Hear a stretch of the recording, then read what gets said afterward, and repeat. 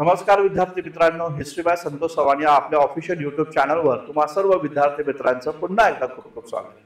मित्रांनो, इयत्ता 11वीचं पुस्तक महाराष्ट्राचा इतिहास हे पुस्तक आपण आपल्या युट्यूब सेशनमध्ये विद्यार्थ्यांना मोफतपणे शिकवत आहोत आणि या पुस्तकातील समाज सुधारक हा घटक सध्या आपल्याला अभ्यासायचा आहे. तर या समाज सुधारक या घटकामध्ये महात्मा ज्योतिराव फुले यांच्याबद्दलची माहिती आपण इथे या ठिकाणी पाहणार आहोत. लक्षात घ्या, या पुस्तकामध्ये ज्योतिराव फुल्यांबद्दलची माहिती काही मोजक्या शब्दातच दिलेली आहे. त्यामुळे परीक्षेच्या दृष्टिकोनातून या पुस्तकात जी माहिती दिलेली आहे ती तितकीशी फायदेशीर नाही. कारण आयोगाचे जे प्रश्न आम्ही पाहिले ते थोडेसे प्रश्न हे डिटेल्स मध्ये या ठिकाणी आहेत, हे या ठिकाणी लक्षात घ्या. जसं की ज्योतिराव फुल्यांच्या सोबत काम करणारे जे त्यांचे सहकारी आहेत त्यांचे नावं विचारली जातात. महात्मा फुल्यांची ग्रंथ संपदा जी आहे त्यांच्यावर प्रश्न विचारले जातात. फुल्यांनी त्यांच्या जीवित कार्यकाळामध्ये ज्या काही संघटना स्थापन केल्या त्या संघटनांचा उद्देश काय, त्याचं ध्येय काय, तत्वज्ञान काय, त्यांचं कार्य काय आहे यावर प्रश्न या ठिकाणी विचारले जातात. 11वीच्या पुस्तकामध्ये फुल्यांच्या बद्दल जी माहिती आहे ती तोकडी स्वरूपातील आहे, हे माझं पहिलंच या ठिकाणी म्हणणं आहे. आणि त्यामुळे जर का तुम्हाला फुले व्यवस्थित अभ्यासायचे असतील, समाज सुधारक म्हणून फुले व्यवस्थित अभ्यासायचे असतील तर लक्षात घ्या, हिस्ट्री बाय संतोष चव्हाण या ऍप्लिकेशनवर इतिहास या विषयाच्या विविध प्रकारच्या बॅचेस आहेत. त्यामध्ये समाज सुधारकांची पण बॅच आहे. पुस्तक देखील तुम्हाला ही बॅच परचेस केल्यानंतर मिळणार आहे. ही बॅच तुम्ही या ठिकाणी जॉईन करू शकता. हिस्ट्री बाय संतोष चव्हाण हे ऍप्लिकेशनची लिंक मी तुम्हाला डिस्क्रिप्शन बॉक्समध्ये देतोय, किंवा प्ले स्टोअरवर जाऊन देखील तुम्ही हे ऍप्लिकेशनचं नाव टाकलं तर तुम्हाला हे ऍप्लिकेशन मिळेल. त्या ऍप्लिकेशनमध्ये ज्या बॅचेस आहेत त्या बॅचेस तुम्ही या ठिकाणी परचेस करू शकता. तर मित्रांनो, सुरू करूया आपण आजचं महत्त्वाचं सेशन. आता लक्षात घ्या, कोणताही समाज सुधारक जर तुम्हाला अभ्यासायचा असेल तर पहिलं काम करा ते म्हणजे समाज सुधारकाचा जीवित कालखंड काय आहे तो माहिती असला पाहिजे. त्याचा जन्म कोणत्या वर्षी झाला हे माहीत नसलं तरी चालेल, मात्र त्यांचं निधन कोणत्या वर्षी झालं हे माहिती असणं खूप जास्त गरजेचं आहे. तर लक्षात घ्या, सन 1890 ला ज्योतिराव फुल्यांचं निधन झालेलं आहे. 1890 ला फुल्यांचं निधन होतं आणि 1891 ला डॉक्टर बाबासाहेब आंबेडकरांचा जन्म झालेला आहे. हा मुद्दा या ठिकाणी अधोरेखित करा. लक्षात घ्या, बाबासाहेब आंबेडकरांनी त्यांच्या संपूर्ण आयुष्यामध्ये केवळ 3च लोकांना आपले गुरु मानलेलं आहे. बाबासाहेबांचे पहिले गुरु आहे सिद्धार्थ गौतम बुद्ध, दुसरे गुरु आहेत ते म्हणजे संत कबीर आणि तिसरे गुरु आहेत ते म्हणजे महात्मा ज्योतिराव फुले. लक्षात असू द्या, बाबासाहेब आंबेडकरांची भेट या गुरूंसोबत कधीच झाली नाही. बाबासाहेब आंबेडकरांनी कधीच या गुरूंना या ठिकाणी गुरूंचं दर्शन घेतलं नाही.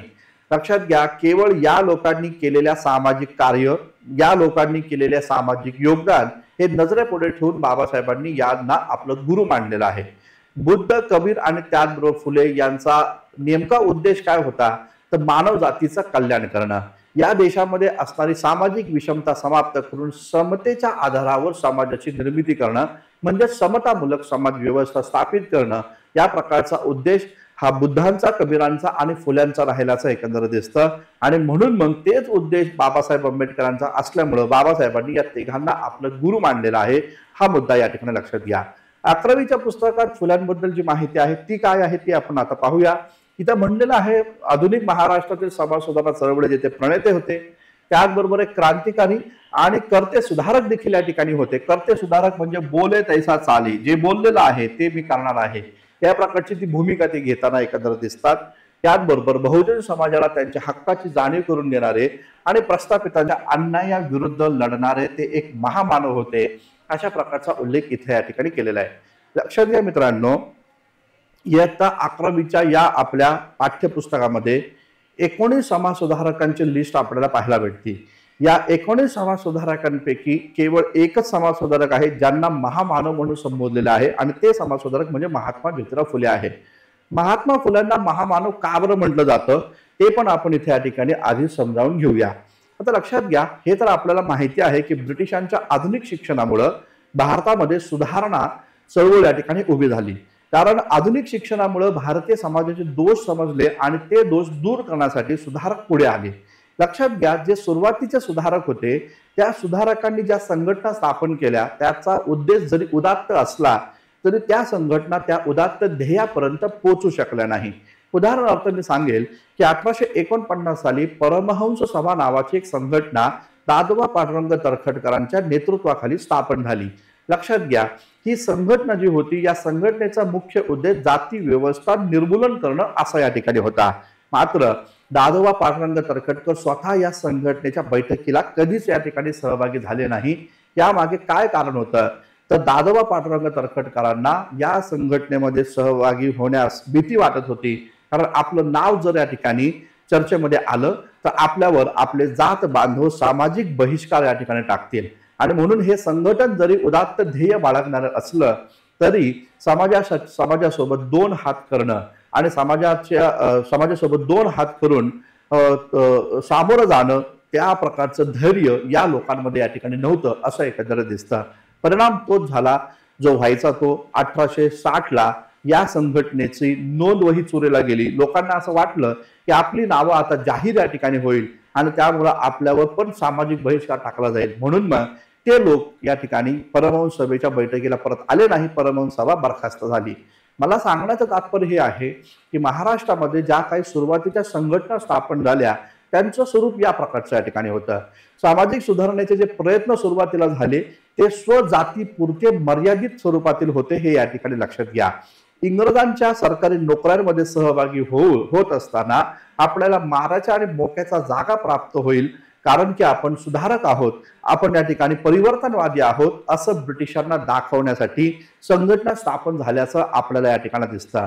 मात्र ज्योतिराव फुल्यांचा उद्देश हा पूर्णतः या ठिकाणी वेगळा होता. ज्योतिराव फुल्यांना एकूणच समाज व्यवस्था ढवळून काढायची होती आणि या देशामध्ये कधीही कोणी प्रयत्न केले नाही असा समाज त्यांना उभा करायचा होता. लक्षात घ्या, महात्मा ज्योतिराव फुल्यांना महामानव म्हणण्यामागचं अजून एक महत्वाचं कारण या ठिकाणी आहे की समाज व्यवस्थेला धर्मग्रंथांनी जे जखडलेलं होतं त्या धर्मसंस्थेचे धागे हे महात्मा ज्योतिराव फुल्यांनी काढले आणि या मानव जातीला मुक्तपणे विचार करण्याची संधी त्यांनी या ठिकाणी उपलब्ध करून दिलेली आहे असं एकंदरीत दिसून येतं. ज्योतिराव फुल्यांचे विविध प्रकारचे ग्रंथ जर आपण या ठिकाणी अभ्यासले त्यातून एकच सूर या ठिकाणी पाहायला भेटतो की या देशामध्ये असणाऱ्या अस्पृश्यांची, शूद्रांची, स्त्रियांची आणि शेतकऱ्यांची जी अधोगती झालेली आहे त्याला मुख्य जबाबदार आहे अज्ञान. आणि त्यामुळं या समाजापर्यंत जर ज्ञान पोहोचवलं, शिक्षण जर पोहोचवलं तर हाही समाज या ठिकाणी प्रगतिशील या ठिकाणी होईल. तो या ठिकाणी उच्चवर्णीयांच्या खांद्याला खांदा लावून स्वतःची प्रगती या ठिकाणी करेल, या प्रकारची भूमिका ज्योतिराव फुल्यांची होती. आणि म्हणून ज्योतिराव फुल्यांनी जाती संस्थेच्या मुळावरच घाव घातला की ज्या समाजाला हजारो वर्षांपासून शिक्षणापासून वंचित ठेवलेलं आहे, दूर ठेवलेलं आहे, त्या समाजापर्यंत, त्या समूह घटकापर्यंत शिक्षण पोहोचवण्याचं कार्य ज्योतिराव फुले इथे या ठिकाणी करताना आपल्याला या ठिकाणी पाहायला भेटतात. म्हणून त्यांना महामानव या नावानं किंवा महामानव म्हणून इथे या ठिकाणी संबोधलेला आहे. हा मुद्दा या ठिकाणी लक्षात घ्या. इथं म्हटलेले ज्योतिराव फुल्यांचा जन्म 11 एप्रिल सन 1827ला 1827ला या ठिकाणी झालेला आहे असं इथे या ठिकाणी म्हटलेलं आहे. तर 11 एप्रिल सन 1827ला ज्योतिराव फुल्यांचा जन्म झाला या प्रकारची तारीख इथे या ठिकाणी दिली. आता पहा की ज्योतिराव फुल्यांना जेव्हा विचारलं जात होतं की तुमचा जन्म कधी झाला, तुमचा जन्मदिवस कधी आहे, तेव्हा फुले मोठ्या आनंदाने सांगायचे की जेव्हा या ठिकाणी शनिवार वाड्याला आग लागली तेव्हा माझा जन्म झालेला आहे. म्हणजे फुल्यांच्या या प्रकारच्या वक्तव्यातून फुल्यांचा जो विद्रोह आहे तो तुम्हाला या ठिकाणी लक्षात या ठिकाणी येईल. इथं म्हटलेलं आहे हे जे लोक आहे म्हणजे महात्मा फुलेंचे जे आजोबा आहे ते पुण्यामध्ये या ठिकाणी स्थायिक झाले आणि फुलांचा ते व्यापार या ठिकाणी करत होते, म्हणून त्यांना फुले असं आडनाव या ठिकाणी मिळालेलं आहे हे या ठिकाणी लक्षात घ्या. मात्र ज्योतिराव फुल्यांचं मूळ आडनाव जर आम्ही पाहिलं तर ते गोऱ्हे होतं. हा मुद्दा या ठिकाणी लक्षात घ्या. तर मूळ आडनाव त्यांचं गोऱ्हे या ठिकाणी आहे. आणि मग इथं पाहायला भेटतं की या ठिकाणी ज्योतिराव फुलेंचे जे वडील गोविंदराव फुले त्यांच्या आईचं नाव इथं दिलेलं आहे चिमणाबाई आहे. आता लक्षात घ्या, जेव्हा हे पुण्यामध्ये या ठिकाणी कुटुंब दाखल झालं तेव्हा गोविंदराव फुल्यांनी महात्मा ज्योतिराव फुले जे आहेत त्यांना या ठिकाणी स्कॉटिश मिस्ट्री स्कूलमध्ये या ठिकाणी दाखल केलेलं आहे असं आपल्याला या ठिकाणी माहिती मिळते. तर या स्कॉटिश मिस्ट्री स्कूलमध्ये त्यांना या ठिकाणी काही मित्र या ठिकाणी मिळाले, ज्याच्यामध्ये आपल्याला पाहायला भेटेल मोरो विठ्ठल वाळवेकर आहे, याचबरोबर सदाशिव बल्लाळ गोवंडे या ठिकाणी आहे. मोरो विठ्ठल वाळवेकर, सदाशिव बल्लाळ गोवंडे हे त्यांचे महत्वाचे या ठिकाणी मित्र होते. आणि या दोघांनी महात्मा ज्योतिराव फुल्यांच्या सामाजिक कार्यामध्ये शेवटपर्यंत सहभाग घेतल्याचं या ठिकाणी पाहायला भेटतं. या प्रकारे ज्योतिराव फुल्यांचं शिक्षण हे स्कॉटिश मिशनरी संस्थेमध्ये झालेलं आहे. आणि थॉमस पेन यांचं राईट्स ऑफ मॅन या ग्रंथाचा महात्मा फुल्यांवर एक जबरदस्त प्रभाव राहिल्याचं देखील या ठिकाणी पाहायला भेटतं. इथं म्हटलेलं आहे महात्मा फुले यांना शिक्षणाची गोडी होती. महाराष्ट्रात स्त्रियांच्या शिक्षणासाठी व उद्धारासाठी महात्मा फुले आणि सावित्रीबाई फुले यांनी मोलाचं कार्य केलं आणि सन 1848 मध्ये पुणे येथे त्यांनी मुलींसाठी पहिली शाळा या ठिकाणी सुरू करून स्त्री शिक्षणाची मुहूर्त मेढ या ठिकाणी रोवलेली आहे. त्या प्रकारची माहिती आहे. लक्षात घ्या, पुण्यामध्ये तात्यासाहेब भिडे जे आहे, या तात्यासाहेब भिडे यांचा जो वाडा आहे त्या भिडे वाड्यामध्ये ही पहिली शाळा या ठिकाणी सुरू करण्यात आल्याचं एकंदर दिसतं. एक आनंदाची बाब अशी आहे की आता त्या भिडे वाड्याला राष्ट्रीय स्मारकाचा दर्जा या ठिकाणी दिलेला आहे आणि तिथं महात्मा फुले सावित्रीबाई फुले यांचं एक मोठं स्मारक या ठिकाणी होणार आहे, हे या ठिकाणी लक्षात घ्या. पुढे इथं माहिती दिलेली आहे, सन 1852 मध्ये दलितांना शिक्षण देण्यासाठी त्यांनी पहिली शाळा या ठिकाणी सुरू केली. म्हणजे 1848 ला भिडे वाड्यामध्ये मुलींची पहिली शाळा आहे आणि 1852 ला अस्पृश्यांची शाळा हे या ठिकाणी इथं सुरू करताना एकंदरीत दिसतं. मांग महार लोकांकरता विद्या शिकवण्याकरताचे मंडळ या प्रकारच्या संस्थेची ती स्थापना करताना एकंदरीत दिसून येतं. इथं मी नाव लिहितो हवं तर, मांग महार लोकांकरता विद्या शिकवण्याकरताचे मंडळ या प्रकारचं एक महत्वाचं संघटन ते या ठिकाणी स्थापन करतात आणि या प्रकारे मांग महार लोकांकरता विद्या शिकवण्याकरताच्या या मंडळीमध्ये अस्पृश्य मुलांना शिक्षण दिलं जात होतं असं एकंदरीत दिसतं. लहुजी वसराव साळवे आपल्या सर्वांना माहिती आहे. लक्षात घ्या, महात्मा ज्योतिराव फुल्यांचा जीवनपट अभ्यास करत असताना लहुजी वसराव साळवे यांचं नाव न घेणं हा या ठिकाणी महात्मा फुल्यांचा पण अपमान राहील आणि लहुजींचा पण या ठिकाणी अपमान राहील. तर लक्षात घ्या, लहुजी वसराव साळवे यांनी महात्मा ज्योतिराव फुल्यांच्या या शैक्षणिक कार्यामध्ये मोठं या ठिकाणी योगदान दिलेलं आहे. एवढंच काय तर मांग महारांची मुलं जी आहे या शाळेमध्ये पोहोचवण्याचं काम, त्या मुलांना शिक्षणाचं महत्त्व पटवून देण्याचं काम लहुजी वसराव साळवे या ठिकाणी करताना दिसून येतात. आणि याचबरोबर लहुजी वसराव साळवे यांची पत्नी जी आहे तिचं नाव आहे मुक्ता साळवे. नाव सर्वांना माहिती असेल, मुक्ता साळवे जे आहे. तर या मुक्ता साळवे जी होत्या, या मुक्ता साळवे इथं नाव त्यांचं या ठिकाणी मी लिहितो. मुक्ता साळवे ज्या आहेत त्या सावित्रीबाई फुले आणि महात्मा ज्योतिराव फुल्यांच्या या विद्यार्थिनी आहे. वयाच्या 13व्या वर्षी या मुक्ता साळवेंनी एक निबंध लिहिला, मांग महार लोकांच्या दुःखाकरिताचा निबंध किंवा मांग महार लोकांच्या दुःखावरील निबंध हा ग्रंथ त्यांनी या ठिकाणी लिहिला. आणि या ग्रंथाच्या माध्यमातून या मुक्ता साळवे यांनी धर्मचिकित्सा केलेली आहे, हे या ठिकाणी लक्षात घ्या. या निबंधाला त्यांना या ठिकाणी पहिलं पारितोषिक या ठिकाणी मिळालं होतं. आणि मुक्ता साळवे यांचा हा निबंध जो आहे हा अमेरिकन मराठी मिशनच्या माध्यमातून सुरू केलेलं वृत्तपत्र होतं ज्ञानोदय. या ज्ञानोदयमध्ये हा निबंध प्रकाशित झाल्याचं देखील या ठिकाणी पाहायला भेटतं. या प्रकारे लहुजी वसराव साळव्यांचं देखील मोठे योगदान या ठिकाणी राहिलं. लक्षात घ्या मित्रांनो, मांग महार लोकांकरता विद्या शिकवण्याकरताचे मंडळ हे जे संघटन होतं त्या संघटनेचे पहिले या ठिकाणी अध्यक्ष कोण होते तर सदाशिव बल्लाळ गोवंडे. तर सदाशिव बल्लाळ गोवंडे एक उच्चवर्णीय ब्राह्मण, ज्या ब्राह्मण मित्राच्या लग्नाच्या वरातीतून महात्मा फुलांना हटकलं होतं. तर लक्षात घ्या, तीच व्यक्ती सदाशिव बल्लाळ गोवंडे जे आहेत ते या ठिकाणी या शिक्षण संस्थेचे अध्यक्ष या ठिकाणी होते. हा महत्वाचा मुद्दा या ठिकाणी लक्षात घ्या. पुढे असं म्हटलेलं आहे की महात्मा फुले यांनी विधवा पुनर्विवाह जे आहे तर त्या विधवा पुनर्विवाहाला चालना दिलेली आहे. लक्षात घ्या मित्रांनो की आपल्याला पाहायला भेटतं की सन 1856 साली बंगाल प्रांतामध्ये ईश्वरचंद्र विद्यासागर यांच्या प्रयत्नातून विधवा पुनर्विवाहाचा कायदा 1856 ला संमत झाला होता. मात्र या संदर्भामध्ये विधवेची पुनर्विवाह करण्याची चळवळ या भारतात जर पहिल्यांदा कोणी आणली असेल तर ती महात्मा ज्योतिराव फुले यांनी आणलेली आहे. हा एक मुद्दा या ठिकाणी लक्षात घ्या. नर्मदा नावाच्या एका विधवेचा विवाह महात्मा ज्योतिराव फुल्यांनी या ठिकाणी 1863-64 साली इथे या ठिकाणी करून झालेला आहे असं एकंदर दिसतं. तर हा एक महत्वाचा मुद्दा आपण या ठिकाणी लक्षात ठेवणं खूप जास्त गरजेचं आहे. तर रघुनाथ जनार्दन आणि त्याचबरोबर नर्मदा यांचा हा विवाह हा पहिला विवाह या ठिकाणी मानला जातो. काय नाव? रघुनाथ जनार्दन आणि त्याचबरोबर नर्मदा. नर्मदा ही विधवा होती, तिचा विवाह इथे या ठिकाणी लावून दिलेला आहे महात्मा फुल्यांनी. हा मुद्दा लक्षात घ्या. 1864 साली पुण्याच्या गोखले वाघेमध्ये हा विवाह लावून दिलेला आहे रघुनाथ जनार्दन आणि त्याचबरोबर नर्मदा यांचा या ठिकाणी लक्षात घ्या. पुढे इथं म्हटलेलं आहे विधवा स्त्रियांच्या मुलांना दत्तक घेऊन महात्मा फुल्यांनी सामाजिक क्रांतीस प्रेरणा दिल्याचं एकंदर दिसतं. आता मुद्दा नीट समजून घ्या मित्रांनो, की महात्मा ज्योतिराव फुले यांनी जे दत्तक पुत्र घेतलं होतं ते दत्तक पुत्र एका उच्चवर्णीय ब्राह्मण विधवेचा या ठिकाणी होता. तर काशीबाई नावाची एक ब्राह्मण विधवा, जी या ठिकाणी जिच्यावर अतिप्रसंग झाल्यामुळे जी या ठिकाणी विहिरीमध्ये उडी देण्याचा प्रयत्न करत होती, तिचं प्राण महात्मा फुल्यांनी वाचवलं आणि तिला या ठिकाणी महात्मा फुले आपल्या घरी घेऊन आले. तिची या ठिकाणी प्रसूती या ठिकाणी केली आणि तिचा जो मुलगा होता त्या मुलाला त्यांनी या ठिकाणी दत्तक घेतलं. यशवंत असं त्याचं नाव ठेवलं. केवळ दत्तकच नाही घेतलं तर त्या मुलाला डॉक्टर देखील या ठिकाणी केलेला आहे. तर हा मुद्दा या ठिकाणी लक्षात घ्या. म्हणजे नीट समजून घ्या, ज्योतिराव फुल्यांचा लढा जो होता कोणत्या जातीच्या विरोधात नव्हता, तर ज्योतिराव फुले हे या ठिकाणी विषमतेच्या विरोधामध्ये लढत होते. हा महत्वाचा मुद्दा आपण या ठिकाणी लक्षात ठेवणं खूप जास्त गरजेचं आहे. पुढे आपल्याला पाहायला भेटतं की महात्मा ज्योतिराव फुले जे आहेत, इथं पाहायला भेटतं की महात्मा ज्योतिराव फुले आणि सावित्रीबाई फुले यांनी बाल हत्या प्रतिबंधक गृहाची स्थापना केली. 1864 साली आपल्या राहत्या घरी बाल हत्या प्रतिबंधक गृह जे आहे ते या ठिकाणी स्थापन केलं गेलं.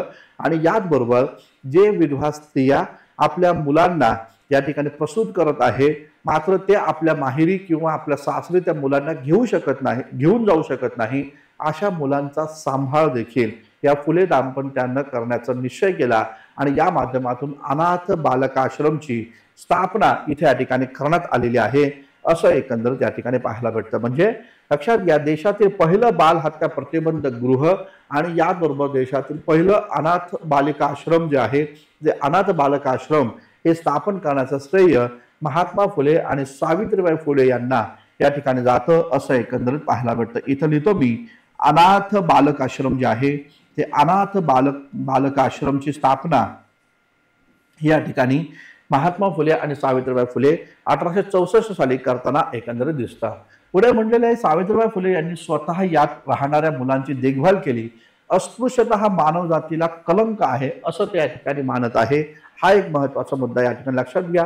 पुढे म्हणलेले आहे, अस्पृश्यांना शिक्षण दिल्याशिवाय त्यांच्यात प्रगती होणार नाही असा त्यांचा ठाम होता. तर महात्मा फुल्यांचं जे पण कार्य आहे ते शिक्षणाला केंद्रबिंदू करून या ठिकाणी आहे. ते सरळ सरळ म्हणतात की शूद्रातिशूद्रांची, स्त्रियांची अधोगती होण्यामागचं कारण काय आहे, तर उत्तरवैदिक काळामध्ये त्यांना उपनयन संस्कार विधी नाकारला, शिक्षणाचा अधिकार त्यांचा नाकारला आणि म्हणून या समाजाची अधोगती झाली. त्यामुळे या समाजाला प्रगतीपथावर न्यायचं असेल तर शिक्षणाशिवाय तरुणोपाय नाही, ही भूमिका ते या ठिकाणी मांडताना दिसतात. आणि इथं म्हटलेलं आहे की महात्मा ज्योतिराव फुल्यांनी अस्पृश्यांसाठी स्वतःच्या घरातील पाण्याचा हौद जो आहे तो अस्पृश्यांसाठी खुला करून दिलेला आहे. या प्रकारची माहिती इथे या ठिकाणी दिलेली आहे.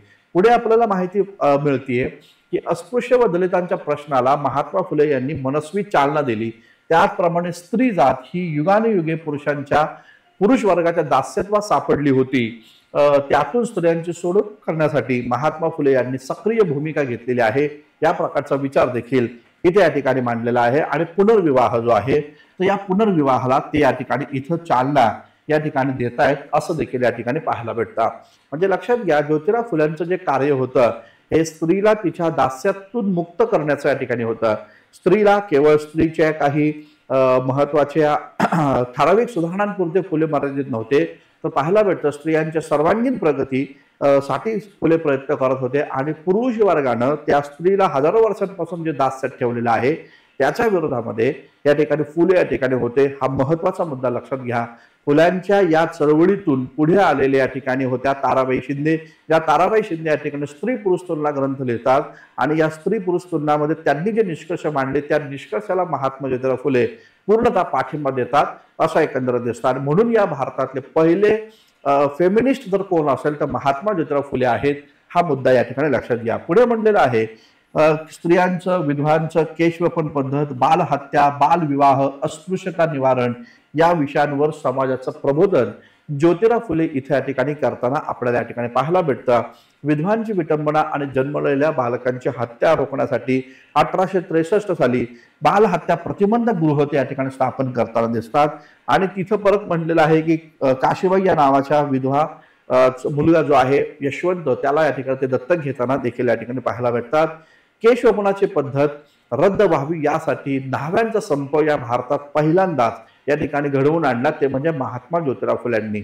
लक्षात घ्या, महात्मा ज्योतिराव फुले 1865 दरम्यान न्हाव्यांचा संप घडवून आणतात आणि 1890च्या या काळामध्ये मुंबईच्या एल्फिश महाविद्यालयाच्या मैदानावर न्हाव्यांची सभा या ठिकाणी घेतात आणि ते म्हणतात की या ठिकाणी विधवांची केस आपण कापायची नाही, या प्रकारे न्हाव्यांनी संप घडवून आणा, अशा प्रकारची भूमिका महात्मा ज्योतिराव फुले इथे या ठिकाणी घेताना एकंदरीत या ठिकाणी पाहायला भेटतं. पुढे आपल्याला पाहायला भेटतं की 24 सप्टेंबर सन 1873ला 24 सप्टेंबर सन 1873ला महात्मा ज्योतिराव फुले हे सत्यशोधक समाज जो आहे तर त्या सत्यशोधक समाजाची स्थापना करतात. सत्यशोधक समाजाची स्थापना ही पुण्यामध्ये झाली 1873ला आणि 1874ला कृष्णाजी भालेकरांच्या आग्रहास्तव या संघटनेची स्थापना मुंबईमध्ये करण्यात आलेली आहे. हा महत्वाचा मुद्दा लक्षात घ्या. 1874ला सत्यशोधक समाजाची पहिली कार्यकारिणी जाहीर करण्यात आली आणि या पहिल्या कार्यकारिणीमध्ये अध्यक्ष बनवले विश्रामरामजी घुले यांना.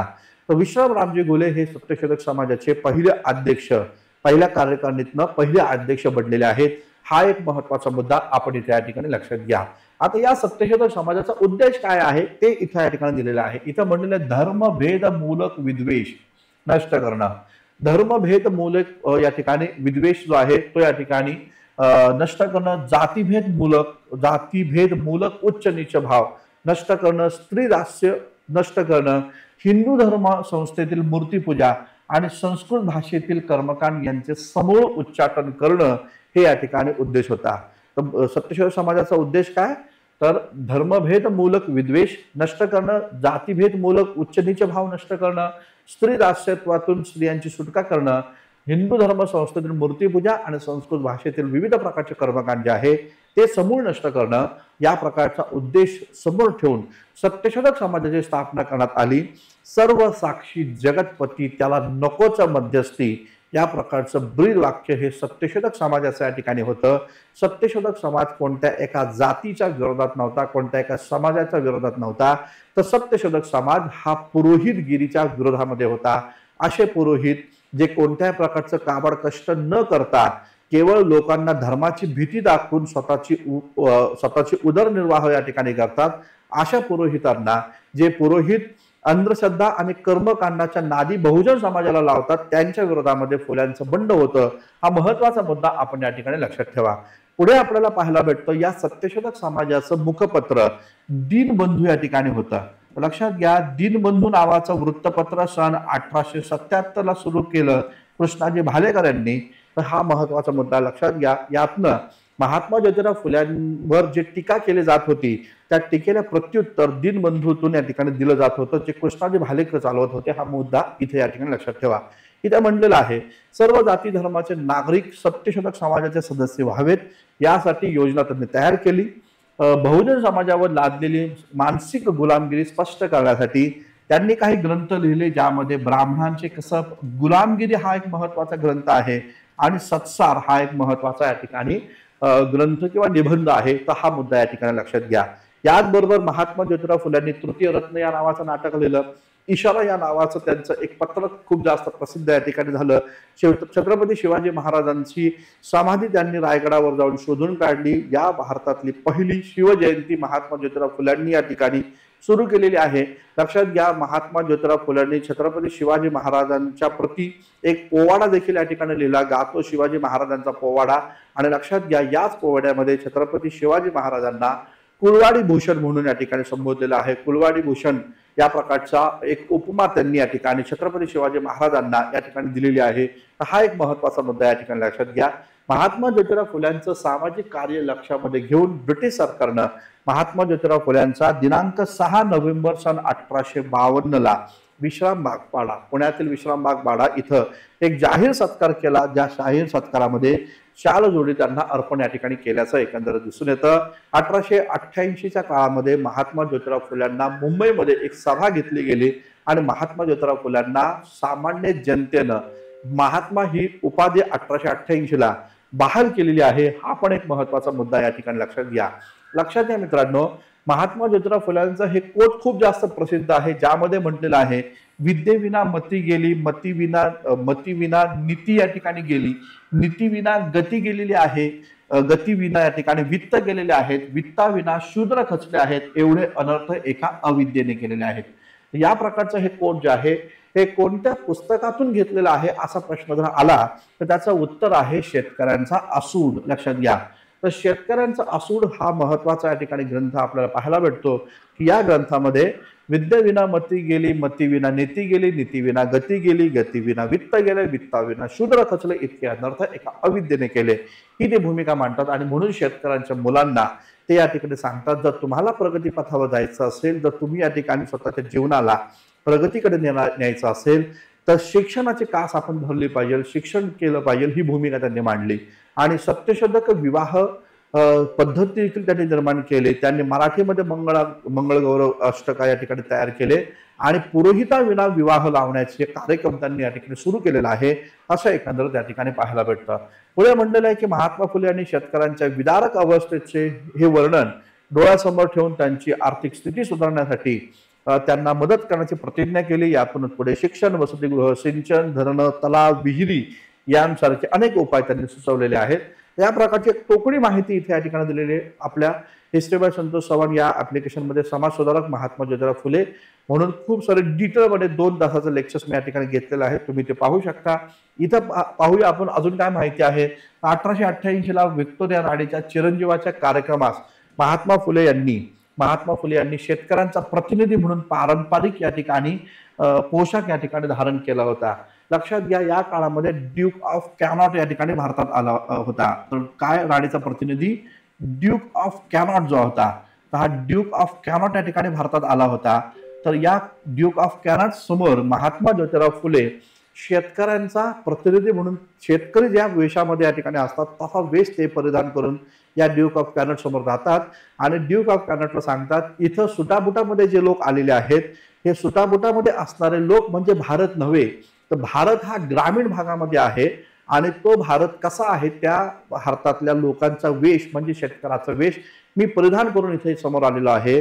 जर या देशाचं भलं करायचं असेल, जर या देशाचं कल्याण करायचं असेल तर जावा माझा निरोप राणीला द्या की शेतकऱ्यांच्या मुलाला प्राथमिक शिक्षण मोफत आणि सक्तीचं द्या. या प्रकारची भूमिका महात्मा ज्योतिराव फुल्यांनी 1877 ला या ठिकाणी ड्यूक ऑफ कॅनॉट समोर या ठिकाणी मांडली. ड्यूक ऑफ कॅनॉट लंडनला गेला, राणीला सांगितलं आणि मग राणी एक शाही कमिशन शिक्षणासाठी काम करण्यासाठी भारतात आमंत्रित केलं.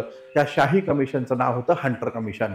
1882 ला हंटर कमिशन भारतामध्ये आलं आणि या हंटर कमिशन पुढे महात्मा ज्योतिराव फुल्यांची साक्ष झाली आणि त्या साक्षीमध्ये महात्मा फुले पुन्हा एकदा म्हणतात की या देशाचं कल्याण करायचं असेल तर शूद्र अतिशूद्रांना, शेतकऱ्यांना तुम्ही या ठिकाणी सक्तीचं आणि मोफत शिक्षण या ठिकाणी द्या. लक्षात घ्या, हंटर कमिशननं फुल्यांचं ऐकलं आणि तिथून मग या ठिकाणी ब्रिटिश राज्यकर्त्यांनी मोफतपणे सक्तीचं शिक्षण या ठिकाणी समाजातील तळागाळातील लोकांना द्यायला सुरुवात केली. तेव्हा कुठं जाऊन बहुजन समाज हा शिक्षित झालेला आहे असं एकंदरीत दिसतं. इथं म्हणलेलं आहे हंटर कमिशन पुढे प्राथमिक व माध्यमिक शिक्षण मोफत व सक्तीचं करावं या प्रकारची भूमिका त्यांनी मांडलेली आहे. महात्मा फुल्यांच्या या महान कार्यामुळे त्यांना महात्मा ही पदवी या ठिकाणी बहाल करण्यात आली. 28 नोव्हेंबर सन 1890 ला महात्मा ज्योतिराव फुल्यांचं निधन झालं, त्यांना अर्धांग वायू झाला. लक्षात घ्या, अर्धांग वायू झाला असताना महात्मा ज्योतिराव फुल्यांनी एक ग्रंथ पूर्ण केला ज्या ग्रंथाचं नाव आहे सार्वजनिक सत्य धर्म. सार्वजनिक सत्य धर्म या ग्रंथाच्या माध्यमातून विश्वबंधूची भूमिका ते इथे या ठिकाणी मांडताना दिसतात. महात्मा फुले या ठिकाणी म्हणतात, धर्म राज्य भेद मानवा नसावे, सत्याने वर्तावे ईशासाठी, ख्रिस्त मोहम्मद माग ब्राह्मणासी, पोटासी धरावे बंधुपरी, निर्मिकाचा धर्म एक आहे, भांडणे अनेक कशासाठी. या प्रकारे मित्रांनो महात्मा ज्योतिराव फुल्यांबद्दलची जी माहिती आहे ती इयत्ता 11वीच्या पुस्तकातील माहिती मी तुमच्यापर्यंत पोहोचवलेली आहे. डिटेल्स माहिती आपली हिस्ट्री बाय संतोष चव्हाण या ऍप्लिकेशनमध्ये आहे. तर समाज सुधारक ही बॅच तुम्ही जॉईन केल्यानंतर तुम्हाला सर्व समाज सुधारकांची सुमारे 39 समाज सुधारकांची डिटेल्स माहिती या ठिकाणी मिळेल. तर मित्रांनो हे लेक्चर तुम्हाला कसं वाटलं त्याबद्दल लाईक करा, कमेंट्स करा, मित्रांना शेअर करा. थांबूया आपण. धन्यवाद. Thank you very much.